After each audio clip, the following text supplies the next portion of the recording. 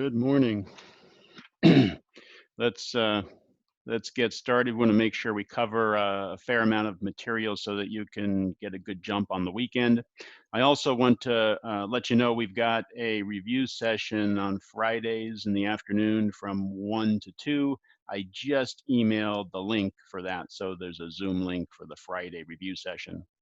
And then I'll try to put all of these links in Canvas over the weekend, hopefully this afternoon or over the weekend, so they'll all be in one place for you.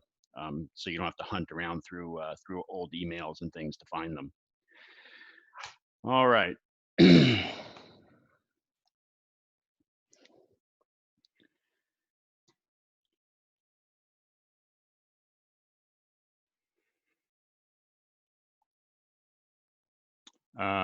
Question about, I was not planning on recording the review sessions, but we'll see.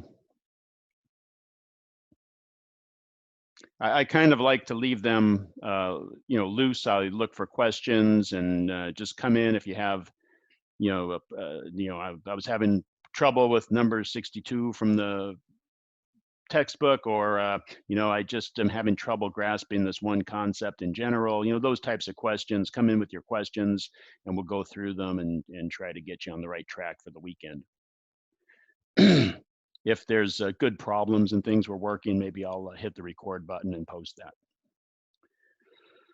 that. Okay, so where we are is we went through finding the electric field from point charges. And then we said, well, what is a continuous charge distribution? It's really, if we break it up into tiny enough pieces, it's really like a whole bunch of little tiny point charges. And we just add up the effect from each one. But electric field is a vector quantity.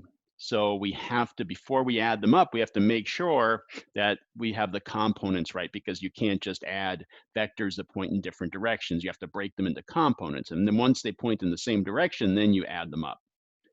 So this little chart might be helpful. In this class, we are only going to deal with one-dimensional charge distributions, right? A line of charge. It's either going to be a straight line or a curved line. Today, we'll do a curved line. We've only done straight lines so far. But we use the symbol lambda for the charge density, just like I think we use the same symbols for mass density also. But for charge density, we use lambda. And if the charge density is uniform, that's just the total charge divided by the total length. So the units for lambda would be coulombs per meter. And how do we get our dq? How do we know how much charge is in a little tiny element of the length? Well, it's that little tiny element of the length multiplied by lambda, right? So we normally use ds, s for an arc length. If it's a straight section, we would probably use dx or dy, right? But if it's a curved section, like we'll do today, we use ds for the arc length. So ds is our length element, and lambda is our charge density. So that's a one-dimensional charge distribution. That's what we'll do in this class. We'll limit ourselves to those scenarios. But we know that charge could be distributed over a two-dimensional surface, right? So in that case, we would use the symbol sigma for our charge density. And the units for sigma would be coulombs per square meter. And if the charge density is uniform, sigma would just be the total charge over the area, right? And so how do we get our dq? Our dq would be some little chunk of the charge, but it would have to do with the area element, right? So sigma times dA. And you pick your dA based on the symmetry of the problem. And for a three-dimensional charge distribution, let's say we had charge uniformly distributed throughout the volume of a sphere, or something like that. The two-dimensional charge distribution, the charge would be over a flat surface, right, an area, like a disk or something like that. A three-dimensional through the volume, charge distributed through the volume of an object. We use rho. Rho would be, rho would be the total charge over the volume, coulombs per meter cubed, and we would use a volume element there when we integrate, right? All right, so for our class, just worry about one-dimensional charge distributions, but you can see it's the same exact technique as you move to 2 and 3 dimensions. It's not that hard.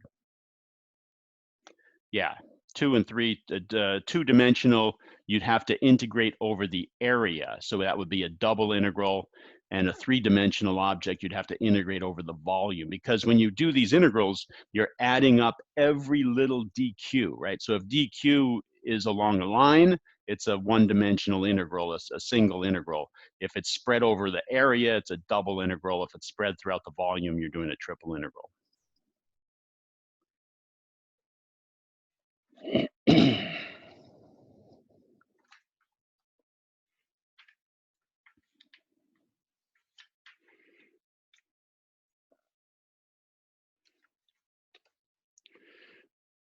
Okay, so let's do a curved line today.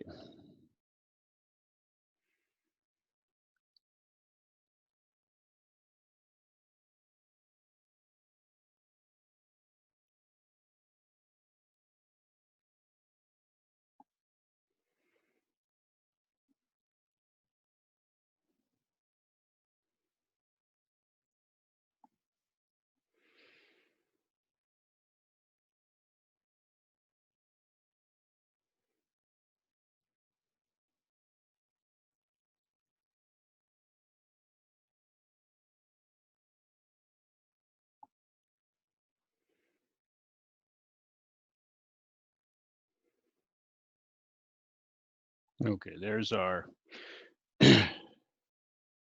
semicircle of charge. Find E at the origin.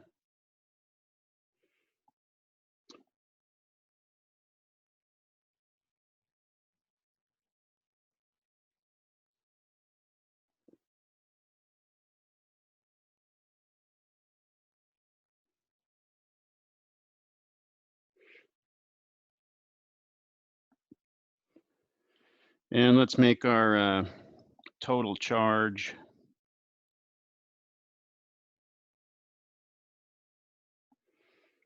minus 7.5 microcoulombs, and the total length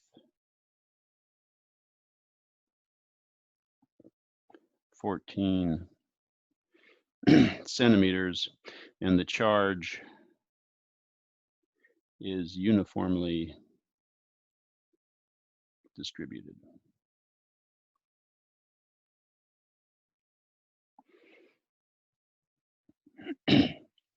Okay, so we've got some negative charge out here. Uniformly distributed.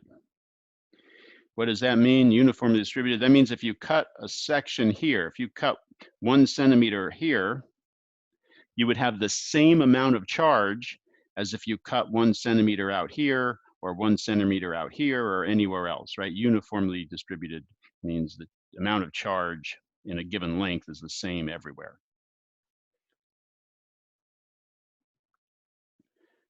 So we've got electric field. Let's just pick some arbitrary place. Don't pick a special place.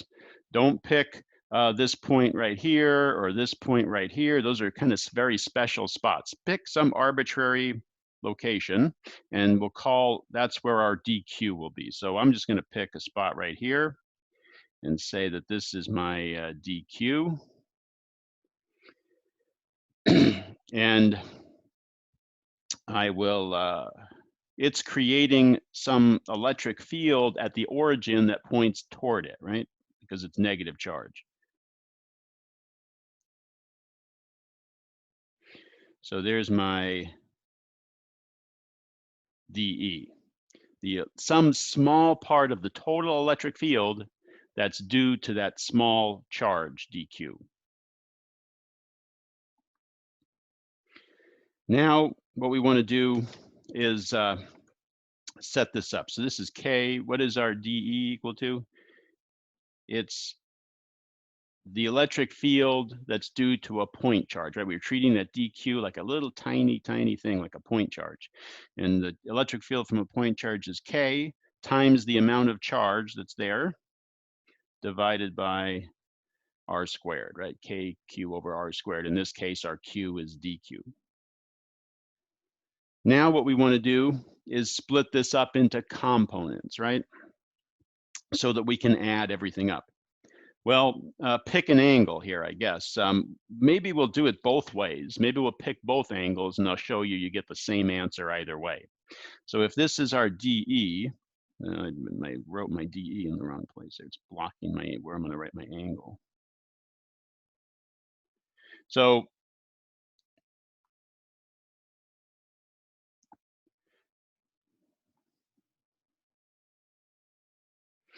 we could pick an angle here. If I pick this as my angle, I'll call that phi. Or I could pick this as my angle. I'll call that theta. Either one, right? We could pick either one of those as our angle. And hopefully we'll both get the same answer in the end, right? So let's do it. Let's go through it. First, let's use theta.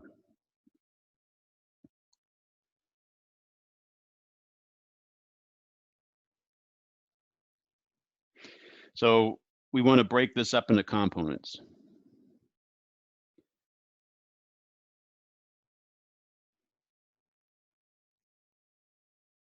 Right? That's the whole point here. We have to break this up into components so we can integrate, because what is an integral? It's you're adding up a whole bunch of things. We have to be, all of those vectors have to be pointing in the same direction before we can add them up. So this is going to be the x component is the one that points in this direction, right? That's dE sub x. And so if we're using theta, then we're going to use cosine, right? dE cosine theta is dE sub x.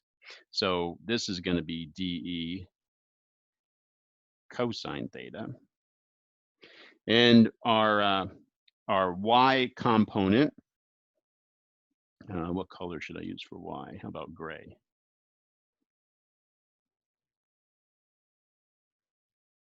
Our y component is going to be the sine of theta, dE times sine theta. You see that?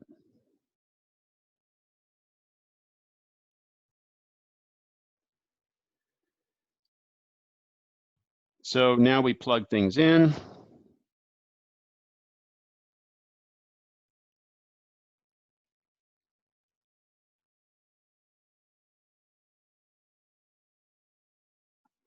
And then we say to ourselves, we're going to integrate both sides.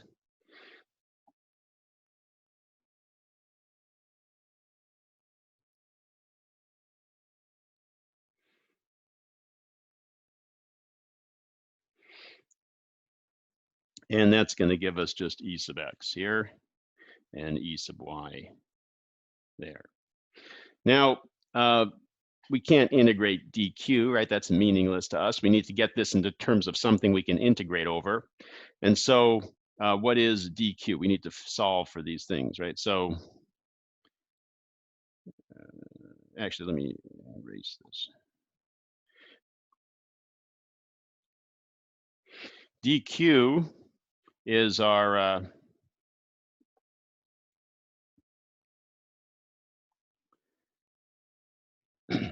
our element, how much charge is in that little element of length that we're talking about here.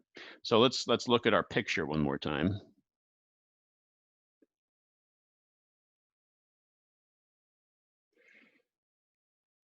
We're talking about this distance right here. Some arc length there. And we want to know how much charge is in that. So that's going to be lambda ds. And how do we get the arc length? If we're in radians, the arc length is just equal to the radius times the angle, right? So this is going to be lambda times r d theta, right? If we're in radians.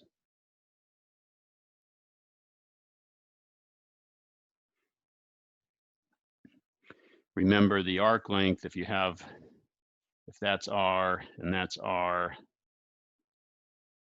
and that's s, and that's theta, s is equal to r theta if theta is in radians, right?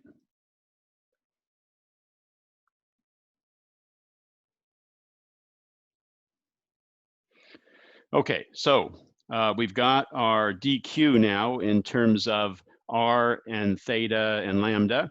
And so that tells us what we're going to be integrating over, right? So we're going to be integrating over theta. So we want to get everything in terms of theta. So let's go back and do our integral here.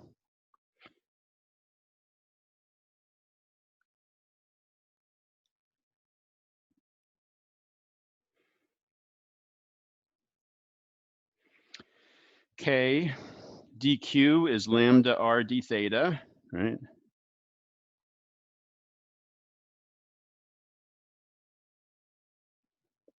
And we still have our r squared, and we have a cosine, not a sine, a cosine theta.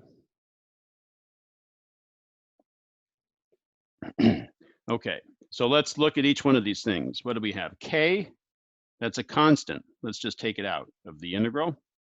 Lambda is also constant in this case because it's uniform charge density, so we take it out of the integral. If it wasn't constant, we would be given some function, right? Maybe lambda is equal to something times cosine theta or something like that. Then we would just plug in whatever is given to us for lambda. But we know lambda is constant, so we can take it out of our integral. What about r? R is also constant here, right? Because every little dq is the same distance away from our origin. R is constant. So this r, one of them cancels out. And we have a cosine theta d theta.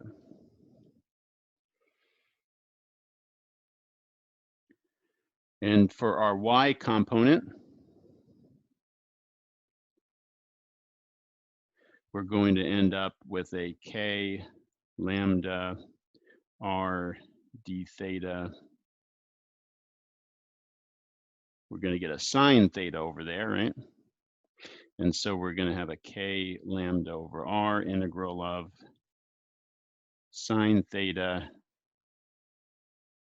d theta. So now the question is limits of integration. Let's find our limits of integration. I'll give you 1 minute to think about it.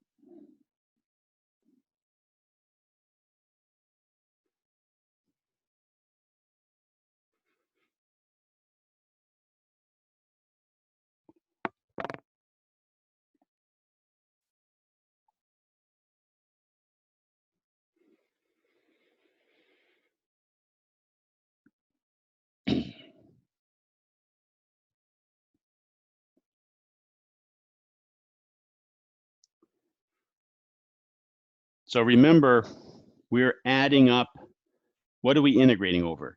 The charge distribution, right? So we want to add up every little dq along this semicircle. And what angle did we pick? We picked theta as our angle we're using. And look the way theta is defined here. Theta is being measured from the negative x-axis. So that means our limits of integration have to be from down here all the way up to here, right? Those are all the dq's along the path we're going to be adding up. And that means that theta is going from negative pi over 2 to pi over 2.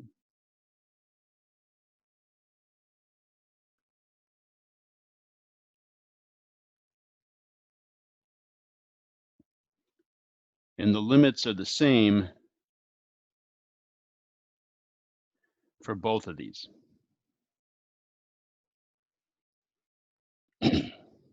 Okay. Look at how you define theta. Forget about this coordinate system that you were taught in math class where theta equals where 0 degrees is to the right and the positive x-axis. Forget about that. We haven't. This is just a charge distribution floating in space.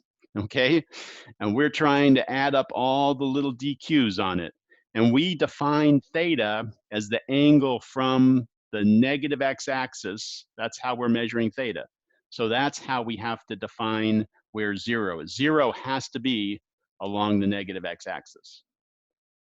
Okay.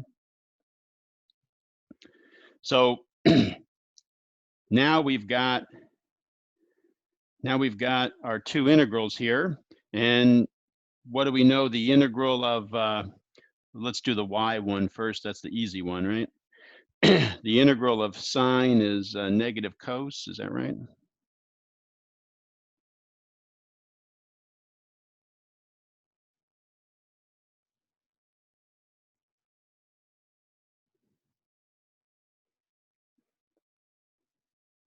And what is that going to be? 0. And this one is going to be sine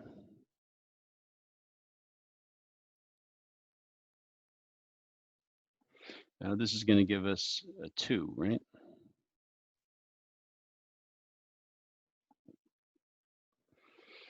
Okay, so when you do these integrals, you should always get a positive number. I always use the magnitude. If lambda was negative, I would plug in the absolute value of lambda. Why don't I do that?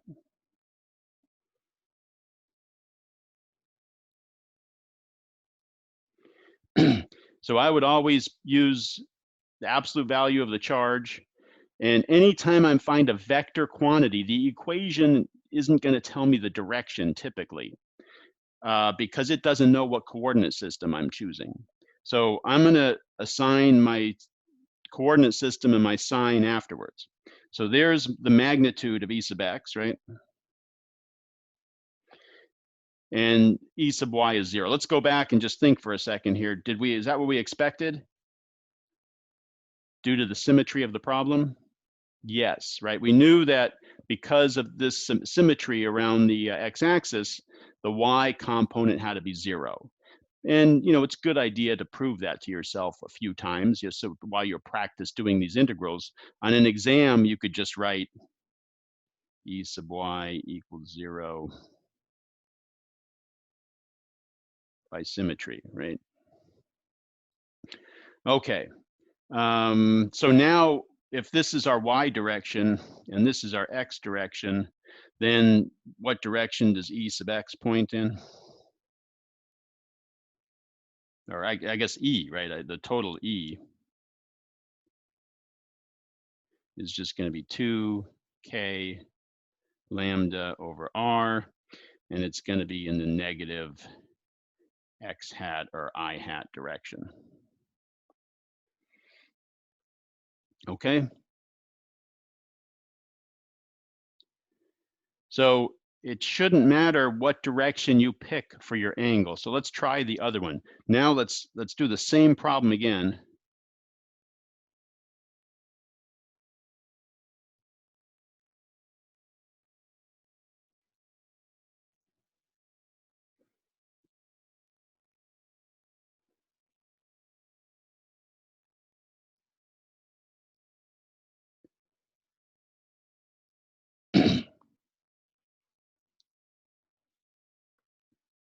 So the what these equations, let me use a real simple example for you.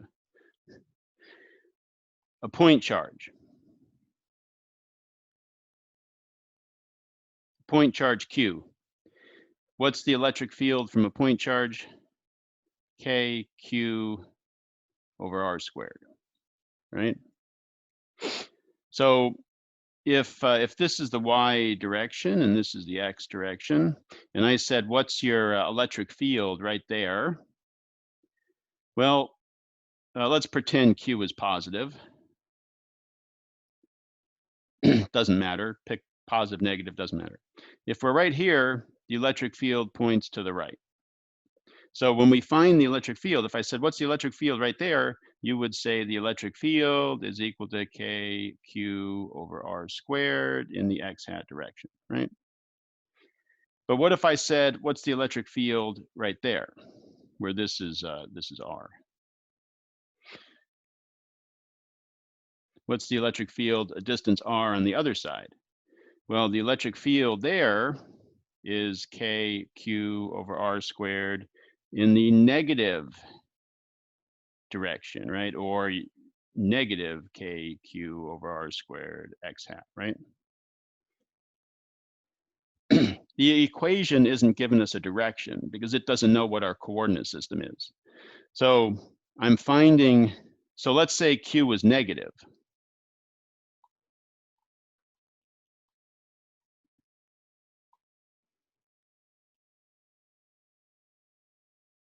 Let's say Q is negative. Then how would you find the electric field over here on the right side? You would say this is KQ over R squared, positive, right? You would put a positive number in there, x hat, right? Because it has to point in the positive x direction. And if you were finding it on this side, you would say KQ over R squared and then put a direction in, minus x hat, right? Something like that. Does that help a little bit? Usually when I use these equations to find a vector quantity of electric field, I use the absolute value of the charge, and then I go back and I look at the situation, and I say, in this case, this is negative charge. The electric field points toward negative charge, right? So my X electric field is going to point to the left, and my Y is going to cancel to 0. So my total electric field is going to point to the left because that's negative charge. If that was positive charge, the total electric field would have pointed to the right, and I would have put that down as my direction. Good?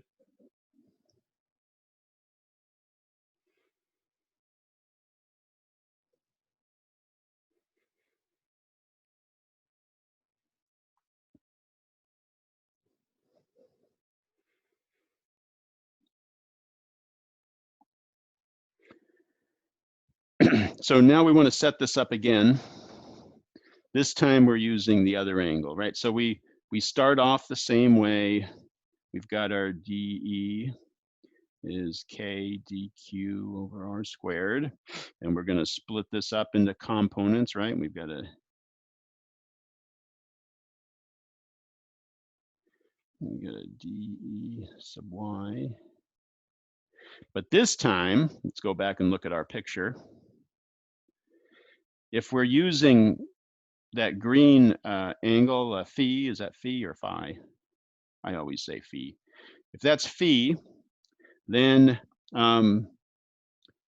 the x component is going to be the sine of that angle, right? Because we want the opposite angle. So the sine of the angle for the x component.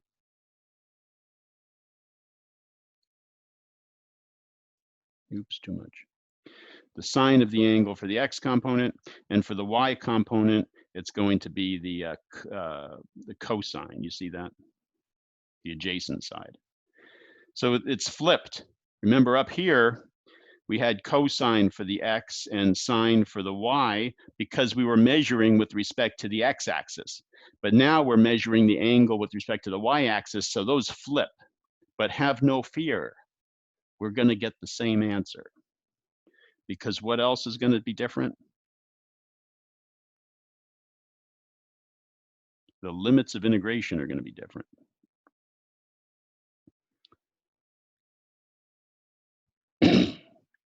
Okay.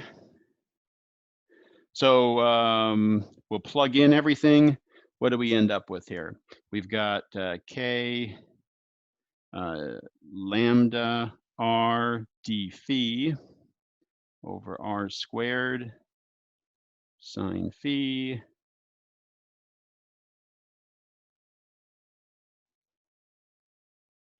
and then we end up with this integral k lambda over r integral sine phi d phi, and the integral over here is cos. But what are our limits of integration now?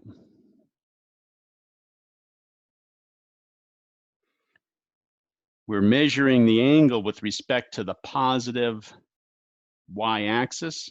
So we're starting at 0, right? This little dq up here is going to be phi equals 0.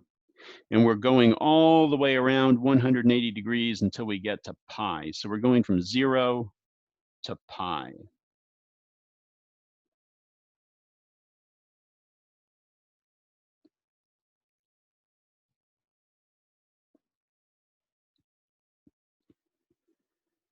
And so what did we do? We switched the sine and the cosine, but we switched our limits of integration, and we're going to get the exact same answers for our integrals.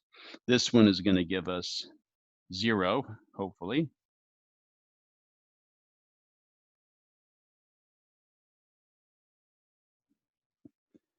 And this one is going to give us 2.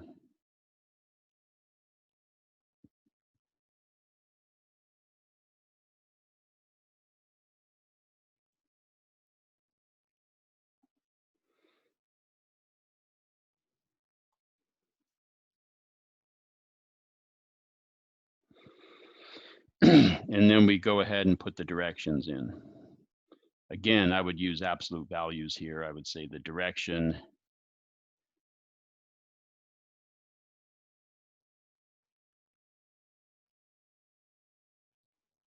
is in the negative x direction. Okay. Points in the negative direction because electric field points toward a negative charge. It would point, if that charge distribution was positive, it would point to the right because electric field points away from a positive charge. That's just the definition, right? A positive charge fills the space around it with an electric field that points out, and a negative charge, it points in. Okay.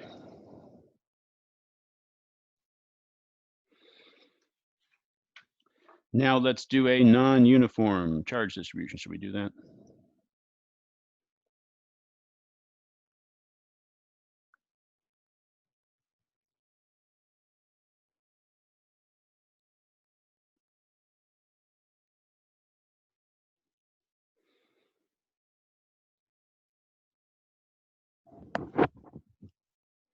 Limits of integration, one more time. You look at the way you've defined your angle. So we've defined our angle to be measured from the positive y-axis, right? We're measuring in this direction from the positive y-axis. So we used, because we're using this angle right here, we used sine for the x component and cosine for the y, right? And we are adding up, we are integrating over the charge distribution, right? So we need to, this little dq right there is at phi equals 0. And then phi is going to increase slightly as we move around until we get to this one over here is at phi equals 90 degrees, right? And then we keep going until we get all the way down to here where phi is 180. So we're going from 0 to 180 degrees, 0 to pi.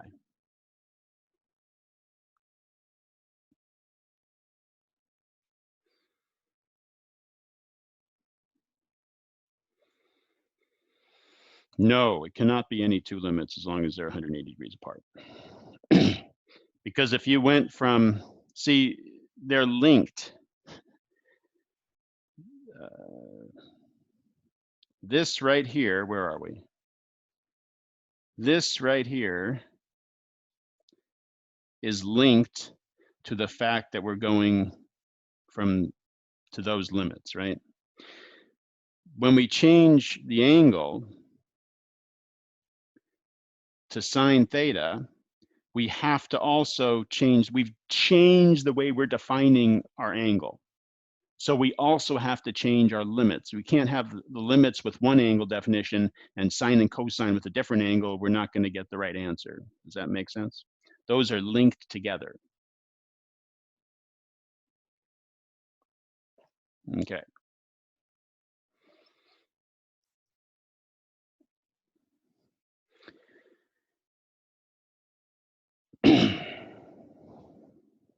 Okay, so let's do the same one we just did, but with a non-uniform. Same as above, but lambda is going to equal alpha cosine theta, where alpha is a positive constant.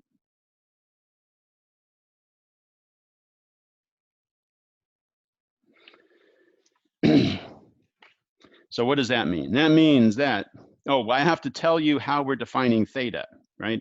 I can't give you lambda as a function of theta and then not tell you how we're defining theta, right? That's wouldn't make any sense. So I have to tell you how we're defining theta. So we're going to pick our charge distribution will be this. And we're going to measure theta from the, we're going to use the same theta I used earlier. We're going to measure theta from the negative x-axis. So when theta is equal to 0, the cosine of theta is 1. So our charge density is the greatest right there, right?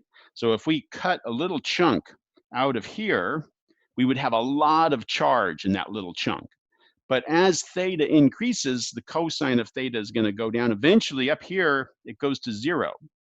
So the charge is not uniformly distributed, right? It's going to be more charge in one place than another. So if I looked at the charge here, if I could kind of visualize how the charge is distributed, we have a lot of charge right here. And then it thins out as we move away, right? Something like that.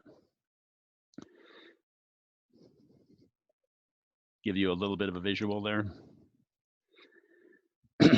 So again, we cut out a chunk from here, we're going to get a lot more charge than if we cut the same length chunk out of there, right? Much less charge out the end. So the charge is not uniformly distributed, but it is still symmetric about the x-axis. So that means that E sub y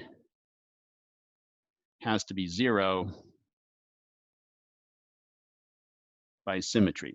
And if you go and do the calculation, solve for E sub y, going through, doing the sines and cosines and everything, you should get 0 in the end if you have the right limits of integration and things like that, if you did everything correctly.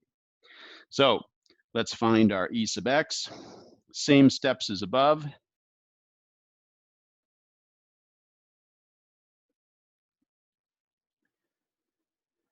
And our x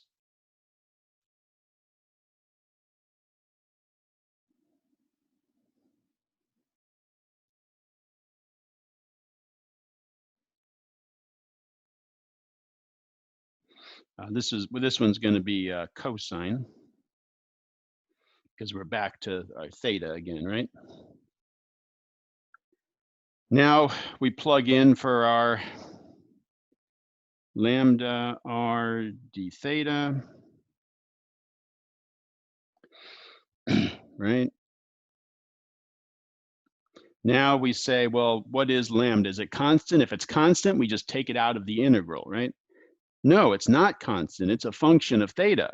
So we just plug in whatever's given to us. So we say k alpha cos theta r d theta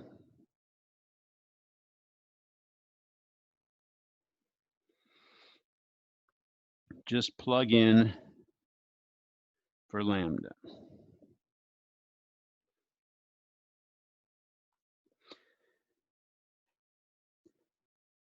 Now we say, what's constant? What can we take out of the integral? The k, the alpha, and the r are all constant. And that leaves us with an integral of cos squared theta d theta from negative pi over 2 to positive pi over 2. Look that up in an integral table. I don't have one handy. Okay.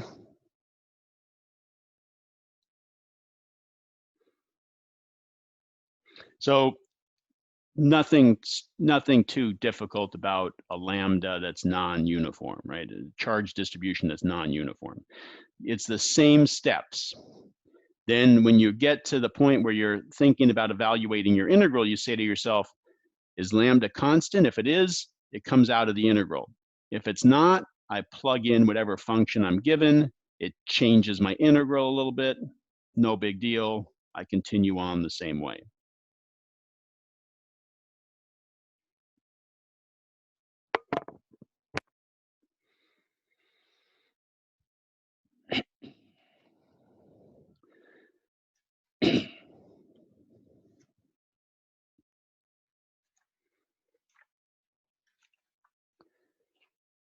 Okay, I would like to just give you a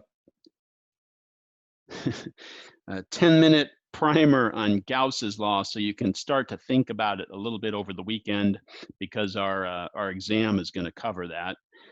So if you get a little jump on it this weekend, we're obviously going to go more into it next week, but you might want to take the weekend to think about some things a little bit. So a little primer on Gauss's law, and then we'll hit it heavy next week. And we'll do more of these if you need to next week.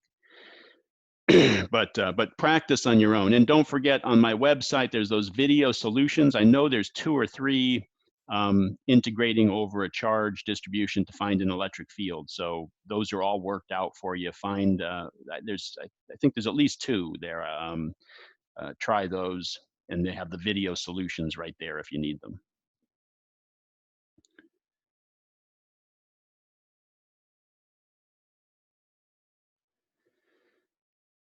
Okay, so Gauss's law, it deals with something called electric flux.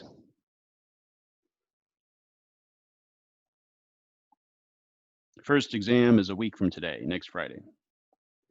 Oh, the other thing I'm going to do, I'll send out sometime over the weekend.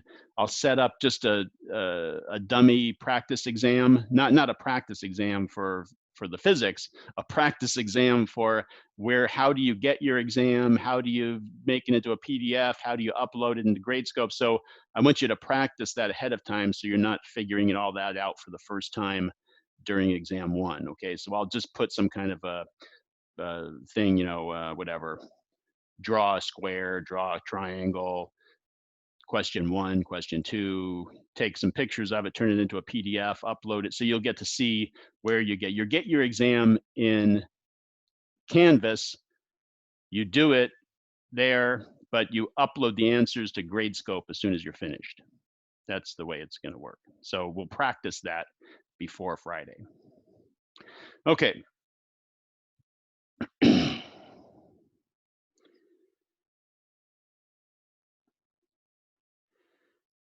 Yeah, that's okay if you have to turn it in over the weekend, the first lab assignment, but try to get it in as early as possible, because today, I have it set for today at 11 o'clock, but if you need to turn it in over the weekend, that's okay. But the sooner you can get it in, the better, because I have a lot of them I have to grade.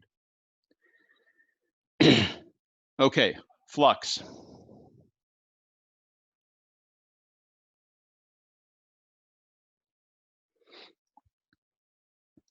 So the idea with flux comes from how much of something penetrates a surface area. Okay. In this case, we're interested in electric field. How much electric field is penetrating a surface area? And the easiest analogy to try to grasp what this means is to think about taking a big old fishing net down to the river and trying to catch a fish. So our example here is we've got our river, and we're going to use a special river where the water flow is uniform across the whole river. We know a real river, the water flow is a little faster in the middle than it is at the edges, but let's just pretend that our flow is the same everywhere. Our river flows the same rate across the whole river. So you take your fishing net and you stick it into the water, and you stick it in like this. You're going to be full tonight at dinner, or are you going to be hungry? You're going to be hungry. You're never going to catch a fish if you stick your net in the water like that, right? No water is penetrating the net. So what do? You can turn it a little bit, right? You can put your net in the water this way. Now at least you have a chance of catching a fish, right? But what maximizes the chance of you catching a fish? Putting it in the water like that, right? So let's think for a minute. What knobs are there that would maximize your chance of catching a fish? We just talked about one of them, right? One of them is the orientation between the flow of the water and the area of your net, okay?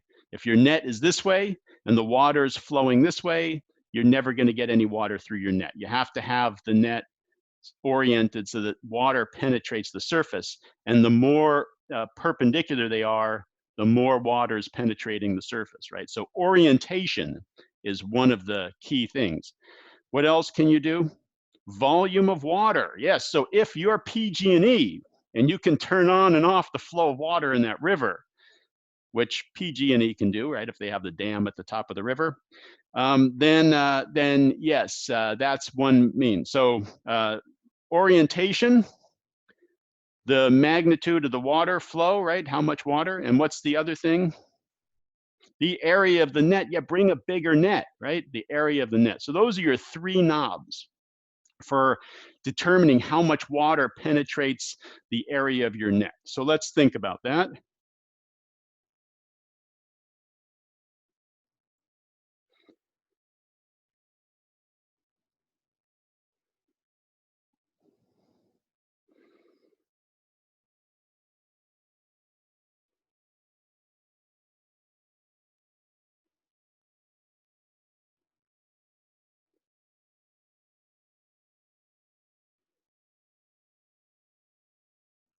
All right, so how do we write this as an equation?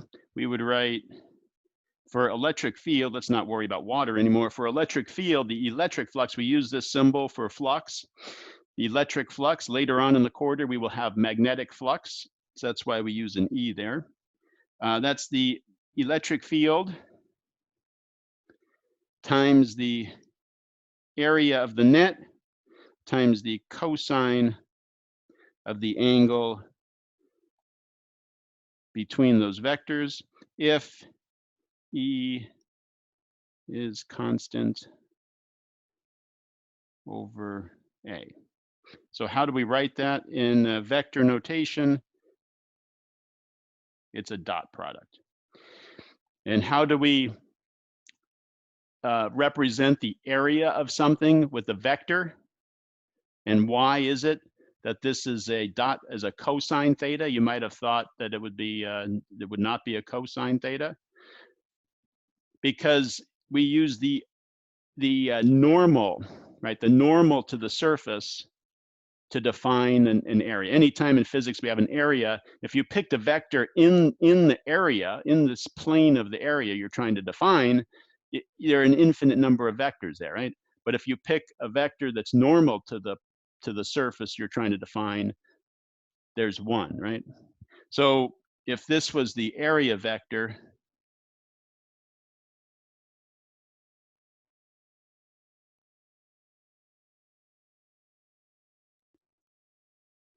then you can see why it's cosine theta, because when theta is 90 degrees, we get zero flux, right?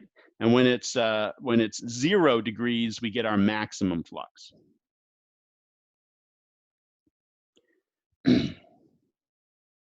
That's correct. Question about if you have an enclosed surface, we have a way of defining which way the area vector points. It always points outward from the surface we're enclosing. Okay, and if E is not constant, what do we do?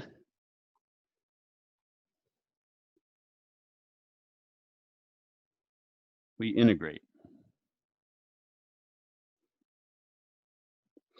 That's right.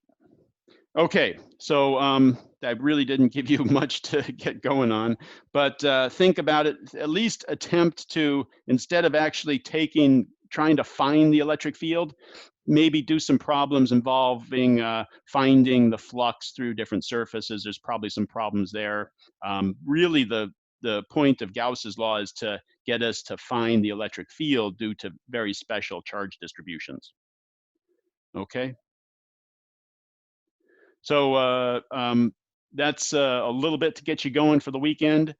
Hopefully this will help you. Don't forget about the video solutions on my website. I know there's at least a couple of problems there where I found electric fields by integrating, and those are all worked out for you. And then we'll do a review session today at 1 o'clock. I sent an email out right before class with the link for that. And then I'll shoot out an email over the weekend with some updates. I'll update some things and put a practice exam and stuff like that. So look for that over the weekend. Okay. I will stick around to answer a quick question or two. I see somebody has a question about the lab, but I do have another class at 11, so it has to be very quick. All right, I'm going to pause the recording here.